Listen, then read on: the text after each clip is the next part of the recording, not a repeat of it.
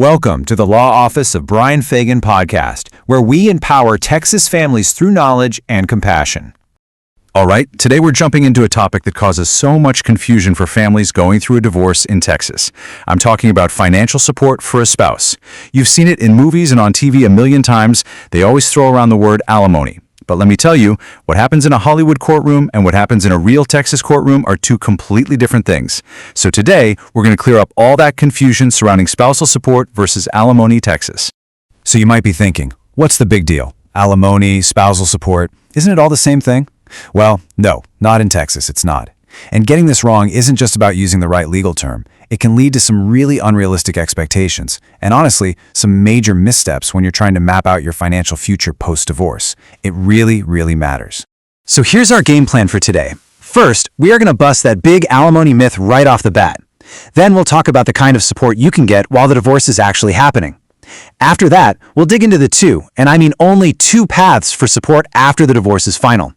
We'll look at how it plays out in the real world with a couple of examples, and then wrap it all up with the key things you absolutely need to remember. Okay, let's dive right in and tackle the biggest misunderstanding of them all. This is where so much of the confusion about spousal support versus alimony in Texas comes from. The word that everyone knows from pop culture is simply not the law you're going to face here. You know the scene, right? The divorce is final, the gavel comes down, and one person is ordered to pay the other a check every month, maybe for years, sometimes even for life. That's traditional alimony. And yeah, in a lot of other states, that's exactly how it works. But if you're in Texas, you need to forget what you've seen on TV.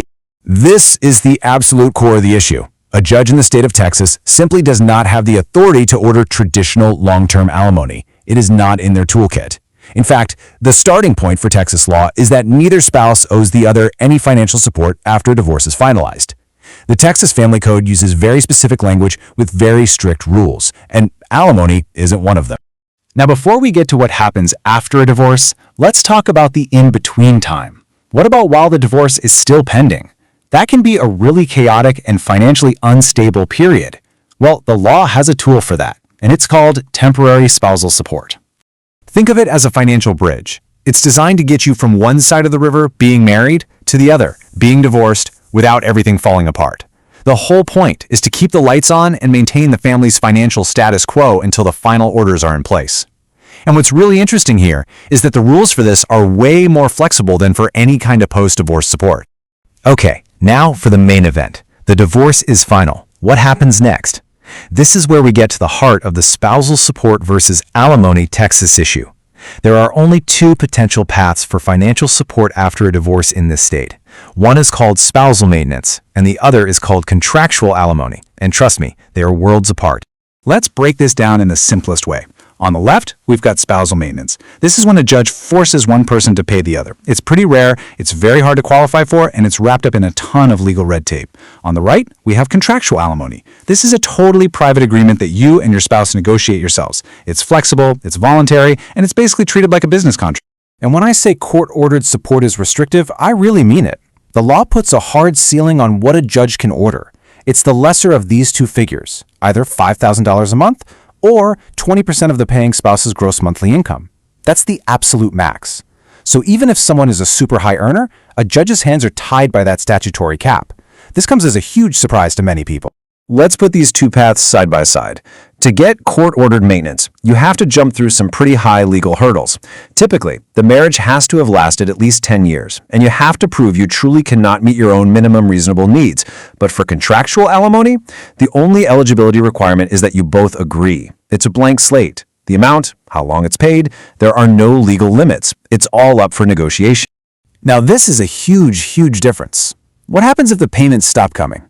If you have a court order for spousal maintenance, you have a very powerful weapon. It's called contempt of court. A judge can order fines, wage garnishment, even jail time. It has real teeth. But with contractual alimony, it's a whole other ballgame. It's a broken contract. You have to file a separate lawsuit, win a judgment, and then go through the process of trying to collect that money. It can be a much harder road. Okay, if your head is spinning a little bit, don't worry, that is completely normal. This is a complex area of law, and every single family's situation is different. If you want to dig in deeper, the Law Office of Bryan Fagan has a lot of free educational resources on their website that really clarify this whole topic of spousal support versus alimony in Texas. It's a great place to start, and of course, you can always schedule a consultation to talk through your specific case. All right, enough of the legal theory. Let's see what this actually looks like for real people.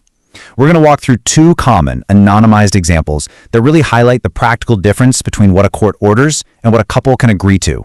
So, first up, let's consider a story like Maria's. It's a situation we see quite often. She dedicated 25 years to being a homemaker, an incredibly important job, but it meant she hadn't been in the formal workforce for decades.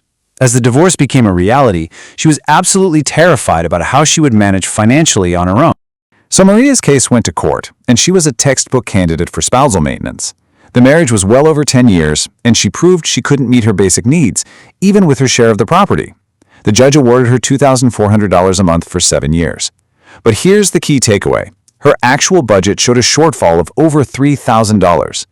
This is a perfect example of how the court is there to provide for minimum reasonable needs, not to replace an income, and it's always limited by those legal caps. Now let's look at a completely different scenario with John and Sarah. They had a 12-year marriage, and John was a very high earner. When they ran the numbers, they realized that what a judge could legally order just wasn't going to be enough to maintain stability for their kids, to keep them in their home in their school district. They had a common goal that the strict Texas laws just couldn't help them reach. Their solution? They negotiated. They created a contractual alimony agreement.